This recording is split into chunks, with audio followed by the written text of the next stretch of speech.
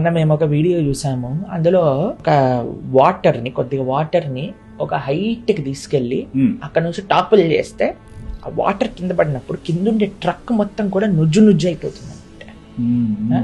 ఇదే విషయం గంగా అవతారం జరుగుతున్నప్పుడు గంగాదేవి భగీరథుడికి చెప్తుంది, అయ్యా నేను కానీ ఇదే ఫోర్స్ తో వస్తే ఇంకా భూమి పైన ఎక్కడైతే నేను వస్తానో అక్కడ ఎవరు ఉండలేరు, ఎందుకంటే ఆ ఫోర్స్ అన్నిటిని డిస్ట్రాయ్ చేసేస్తుంది. భగీరథుల వారు ఏం చెయ్యాలి? ఇప్పుడు గంగా నది అయితే వారికి కావాలి, ఆ స్టోరీ తెలుసు, ఇంకోసారి ఎప్పుడైనా మనం విశ్లేషంగా చెప్పుకుందాం. ఇప్పుడు ఎవరు చేస్తారు? ఆ శక్తి ఎవరి దగ్గర ఉన్నది? పరమశివుడి దగ్గర ఆ శక్తి ఉన్నది. ఆయన వెంటనే అన్నారు, నా శిరస్సు పైన నా జటాజూటంలోకి రావచ్చు గంగా నది, ఏమి పర్వాలేదు.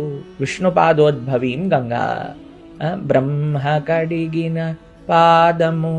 అక్కడ వామనమూర్తిగా భగవంతుడు ఇలా ఇంతింతయి బటుడింతయి అని పెరిగిపోయినప్పుడు గంగా ఆకాశ గంగను భూమిపైకి తీసుకొస్తారనమాట. అప్పుడు ఆ గంగా జలాన్ని భగీరథుడు కిందికి తీసుకొస్తారు. తీసుకొచ్చినప్పుడు ఎలా తీసుకొస్తారు, ఎక్కడికి వెళ్ళాలి ఆ జలము అంటే పరమశివుడి యొక్క శిరస్సు పైన దాన్ని నేను ధారణ చేస్తాను. చేసి ఎంతైతే అవసరమో అంత తన ఒక్క జటాజూటము నుంచి గంగను పంపించేస్తాడు.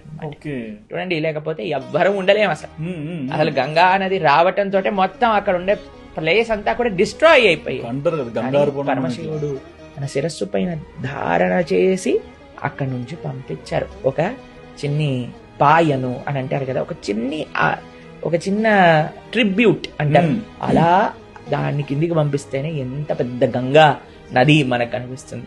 ఎంత విశేషం చూడండి, ఎంత పెద్ద నది. ఒక చిన్న పార్ట్ మాత్రమే పరమశివుడు తమ శరీరం పైన ధరించిన వాటి